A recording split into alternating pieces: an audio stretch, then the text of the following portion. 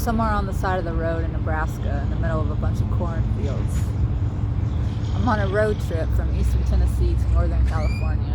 It's a 34 plus hour drive, and I've been driving for 2.5 days. Well, I've been on the road for 2.5 days, and I've only, I think, made it about 12 hours down the road. Because I stop frequently, and I take my time, and I stretch, and I walk, and I hike, and I do yoga, and I explore the countryside.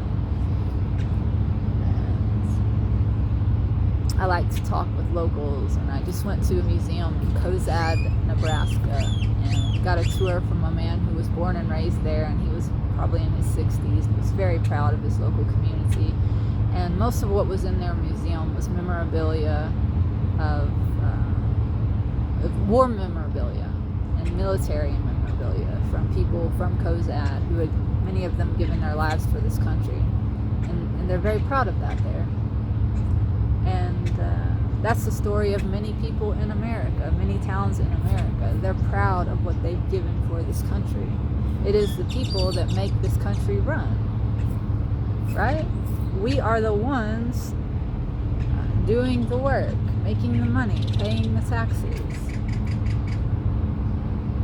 and going to war when we are told by our leaders that it is necessary for our freedom, right? And what a gift.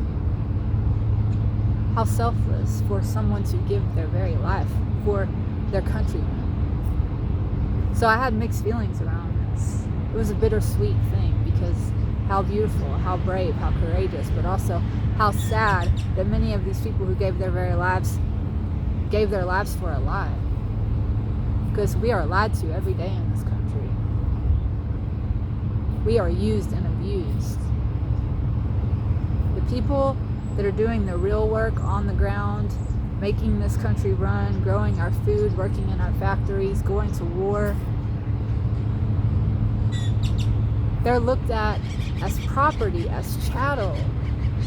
They are looked at as less than humans by the elites of this world, not just of this country, but it's that way for the entire world. The world leaders look at the citizens of the world, humans, as something to be mined, a resource. And for a long time, we have been operating with cognitive dissonance. That has allowed us to continue walking in this direction, because a lot of us, we kind of know what's going on, but we don't want to face it, because to face it would mean that we'd have to admit that we've been all living a lie. And that's scary. But it's also liberating.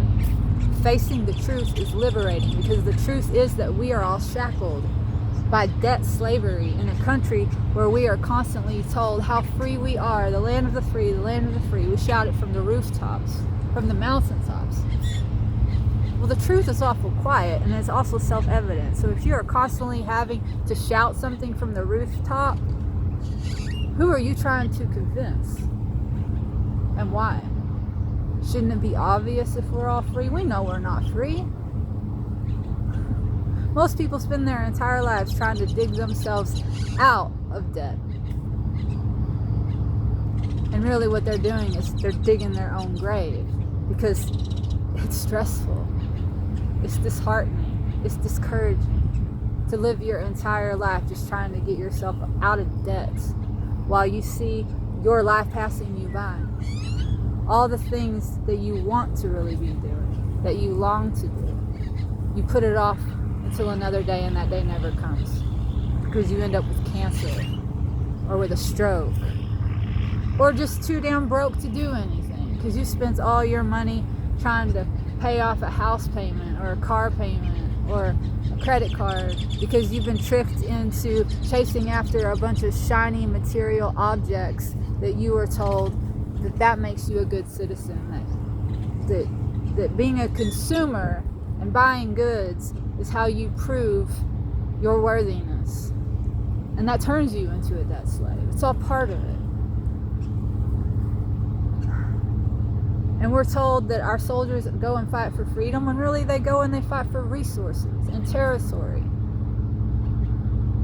For the elites. For the owners of this world. You can't own this world, not in reality. But we're all under the illusion that you can. And we all think maybe one day we can make it there to that level too. Maybe one day we can buy our freedom. And we can pay others to do this menial labor, or the work that we're all having to do. We don't have to do it, guys. We don't have to do anything we don't want to do.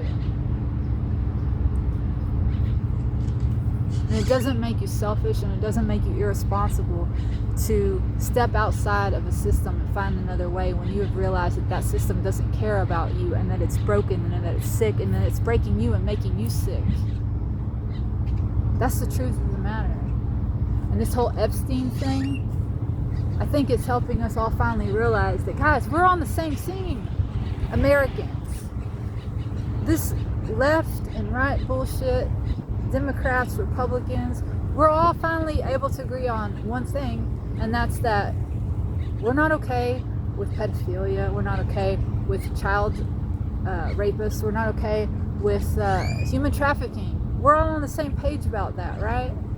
Well, isn't it strange how both parties covered up and or lied about this? It didn't make it a priority. Why is that? Because both parties are involved in it. Because it's the elite of this world that are involved in it. They are trafficking us. They see us as objects, as things to be used and abused and fucked. Or whatever they want to do to us. They see us as belonging to them. On both sides of the aisle. Both sides are bought off by money. Mammon. Our government doesn't serve the people. Our government serves mammon. And if you are serving the government, then you are also serving mammon. We gotta realize that. We can't keep lying to ourselves anymore, guys. We know the truth. It's time to take responsibility, to find another way. To live simply so that others might simply live. We have to stop paying into and giving our lives to a system that is devouring and destroying and abusing, raping, pillaging life. I don't want to be a part of that. Do you?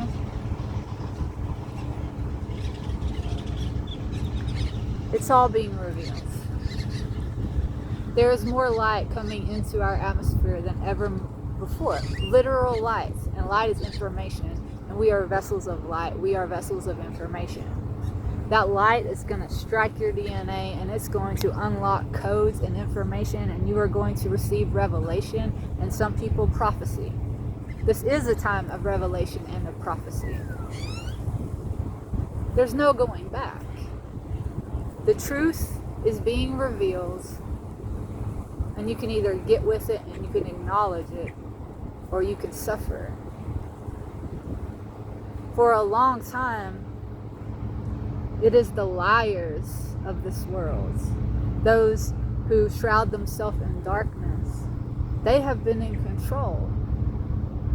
But the light is here now, and it's being revealed. So the tables are turning, and it is those who walk in light and truth. We are inheriting this earth. So which side are you on?